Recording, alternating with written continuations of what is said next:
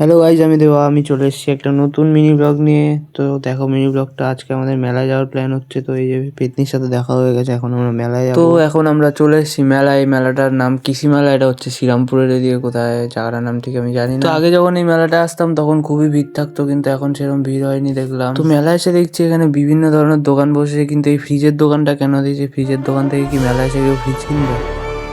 কেউ যদি ট্র্যাক্টর চালাতে চাও তো এখানে চলে আসতে পারে। এখানে সবাইকে ফ্রিতে ট্র্যাক্টর চালানো শেখাচ্ছে।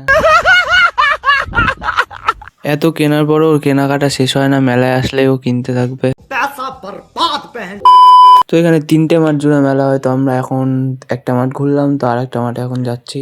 তো ওই মাঠে যাও, একটু ভিড় ছিল। এই মাঠটা দেখো পুরোই ফাঁকা, লোক গোনা যাচ্ছে হাতে গুনে। এই যে আমাকে ছাড়া একা একা ফুচকা খেতে চলে গেছে। ওর মেলায় আসার একটাই উদ্দেশ্য, খাওয়া আর কেনাকাটি করা। আবার মোমো খাচ্ছে।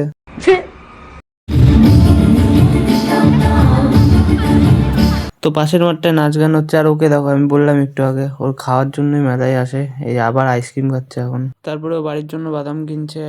আর এখন বাড়ি চলে যাবো। তো আজকের ব্লগটা এখানেই শেষ। দেখা হবে আর পরের ব্লগে। লাইক কমেন্ট শেয়ার করতে ভুলো না, আর ফলো করে নিও। বাই।